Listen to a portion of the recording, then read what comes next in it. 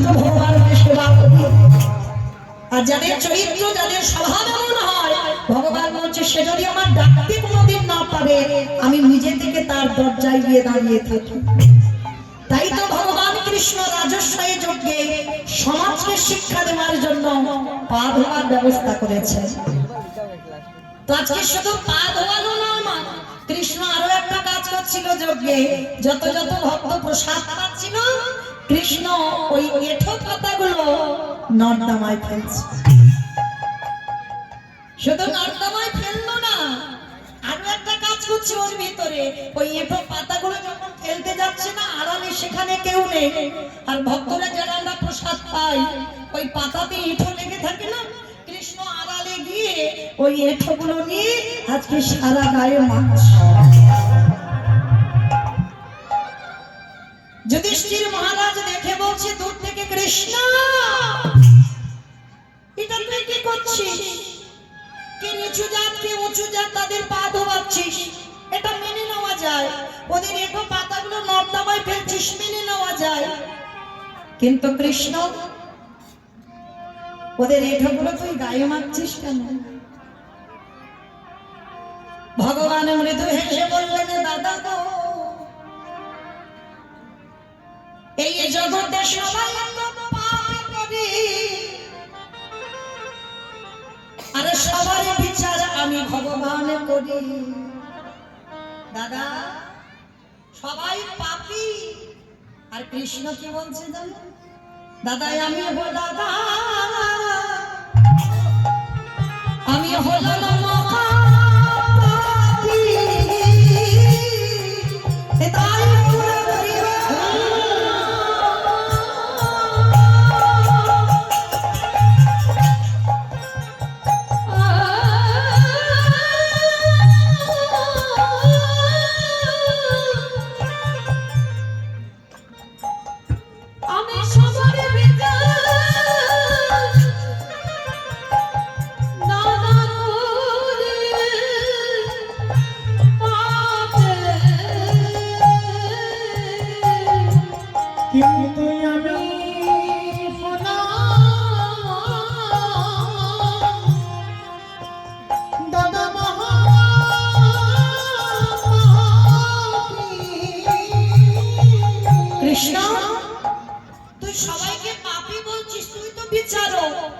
বলে, দাদা আমি তো সবার বিচার করি, আর যে বিচারক ভুল করে তার বিচার করবে কে? কি বাবা, যে সিংহাসনে বসে সবার বিচার করে, আর সেই সিংহাসনে বিচার করা ব্যক্তি সে যদি ভুল করে তার বিচার করবে কে? ভগবান বলছে আমার বিচার কাউকে করতে লাগে না, আমি সময় মতো আমার বিচার করে দিই। তা যুধিষ্ঠির বলছে, কৃষ্ণ তা তুমি নিজেকে বলছো মহাপাপী, কি এমন পাপ করেছো? বলে, জানো দাদা, পাপটা তো আমি দাপারিতে করিনি, করেছিলাম রঘুপতি রামচন্দ্রের অবতারে। রাম অবতারে পাপ, কি পাপ করেছিস কৃষ্ণ? বলে, শোনো, যেদিন আমি রামচন্দ্র ছিলাম, আমি নিজের হাতে একটা মণিপুত্রকে হত্যা করেছিলাম। আমার মণিপুত্রটা কে জানো? বিশ্বেশ্বর মণির ছেলে, যার নাম রাবণ। রাবণকে বধ করেছিল রঘুপতি রামচন্দ্র অকাল বোধন দুর্গা পূজা করে। আর সেই রাবণের মতো ব্যক্তিকে মেরে আমার রামচন্দ্রের মাথা থেকে পা পর্যন্ত পাপী হয়ে গেছে। আচ্ছা এইটা কিরকম হাসির কথা শুনলাম না? রাবণকে মেরে নাকি ভগবানের পাপ হয়েছে? হ্যাঁ, এটা কখনো হতে পারে? কারণ যে দুরাচার, যে পাপিষ্ঠ, যে ভালো লোক নয়, সমাজে যে ক্ষতি করে, তাকে মারলে জীবনে পাপ হয়। তাহলে মা রাবণকে মেরে রামচন্দ্রের পাপ হলো কেন? তাহলে জানতে হবে রাবণ ভালো না খারাপ? রাবণ ভালো না খারাপ? ভালো। হাই ভগবান, সব মাথা গেছে বোধহয়। ভালো কি করে হলো? যে ভগবানের বউ চুরি করে আনলো, সে কোনোদিন ভালো লোক হয়? রাবণের কটা বউ ছিল জানো? 10,000। লঙ্কার সোনার লঙ্কার রাজা। তাহলে যে রাবণের 10,000 বউ, তবু ভগবানের বউ চুরি করলো কেন? মন্দোদরী কাঁদছে, হ্যাঁ গো, এতগুলো বউ ভগবানের বউ চুরি করলি কেন? কথাটা শুনে আস্তে আস্তে আস্তে কি কথা হচ্ছে কেন? কথাটা শুনে বাবা রাবণ হেসে উঠেছে, কারণ রাবণের বাইরেটা তো কঠিন। ওই নারকেলের মতো দেখবেন বাবা, অনেক অনেক ব্যক্তির সঙ্গে বন্ধু বান্ধবরা আছে, তাদের বাইরেটা দেখলে মনে হয় লোকটা মোটে ভালো নয়, মানে পড়া কথাগুলো যখন বলে একটু রূঢ় ভাষা বলে, মানে লোকটা মোটে ভালো নয়, কিন্তু যখন তার সঙ্গে মেলামেশা করবে বুঝতে পারবে মা তার হৃদয়টা কত নরম। রাবণের চরিত্র তেমন, বাইরেটা খুব কঠিন, দেখলে মনে হবে একেবারে ভালো লোক নয়, কিন্তু যে রাবণের ভিতরটা জানে সে ভালো করে বোঝে। তাহলে আপনারা এখনই প্রশ্ন করতে পারেন, যার 10,000 বউ ছিল, তাহলে ভগবানের বউ চুরি করলো কেন? ভোগ করার জন্য নয়। কি বাবা, নারী কি শুধু ভোগে? যেভাবে ভোগে নারী, তার কাছে ভোগের সম্পদ। নারী ভোগের নয়, নারী সাধনা, নারী আরাধনা, নারী ভজনে। নারী শুধু ভোগ করার জন্য নয়, এইটা আমরা অনেক পুরুষরা জানি না। যদি ঠিক ঠিক নারী চরণ সাধনা করা যায়, নারী ভজন করা যায় যদি, তাহলেই বাবা তোমার কৃষ্ণ ভজন হবে। এটা আমি মৌমিতা বলছি না, আমার কথা বিশ্বাস করতে হবে না।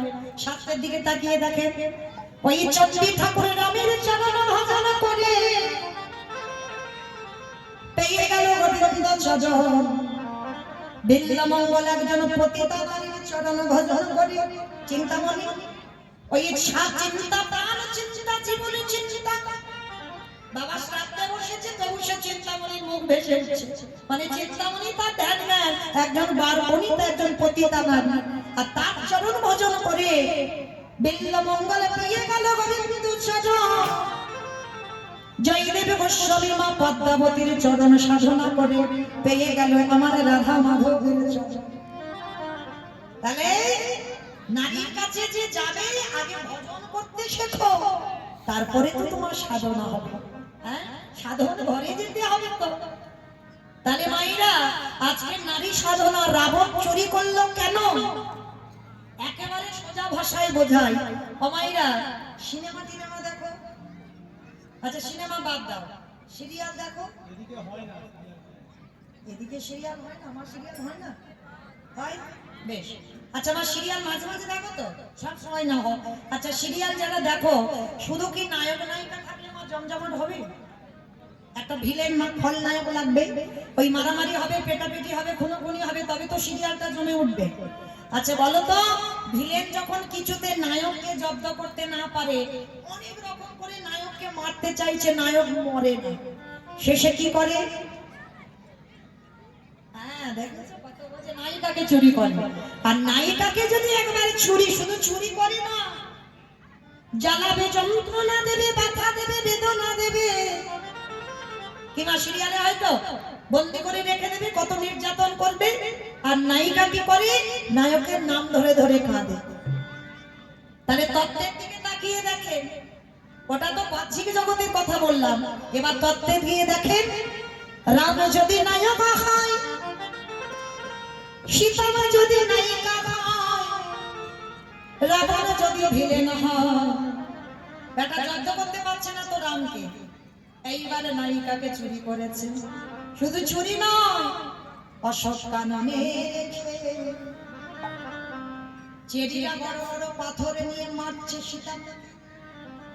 আর সীতা মা ধুলাই গড়াগড়ি দেবে, আর নায়ক রূপে রামচন্দ্রের নাম ধরে কাঁদে। কি গো, বাচ্চাকে জগতের সিরিয়ালে যখন নায়িকা কাঁদে, আর কি ভিলেনকে নায়কের কাছে যেতে হয় বাবা? 10 তলা বিল্ডিং থেকে নায়ক ছাপিয়ে নায়িকার কাছে চলে গেল, কি মা হয় না? তাহলে তত্ত্বে দেখেন, সীতা মা যখন হারামা হারামে বলে কাঁদেবে,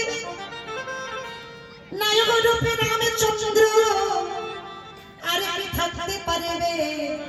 7 সমুদ্র 13 নদী পার করে সোনার লঙ্কায় আসবে। মন্দোদরী, তোমার মতো আমি বোকা নই যে কেঁদে কেঁদে চোখের জল অপচয় করবো, আমি ধরে রেখেছি। কেন জানো?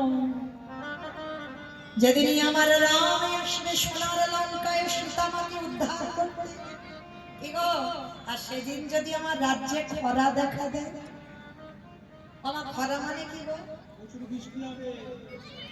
খরা মানে প্রচুর বৃষ্টি? হ্যাঁ, অনাবৃষ্টি। অনেক বছর বৃষ্টি হয় না, তাকে তো খরা বলে। হ্যাঁ, তা রাবণ বলছে গঙ্গাধরী, সেই সময় যদি রাম আসে, তুমি তো কেঁদে কেঁদে চোখের জল অপচয় করে দিচ্ছ, কিন্তু আমি কাঁদি না। কেন জানো? রাম যদি সোনার লঙ্কায় আসে,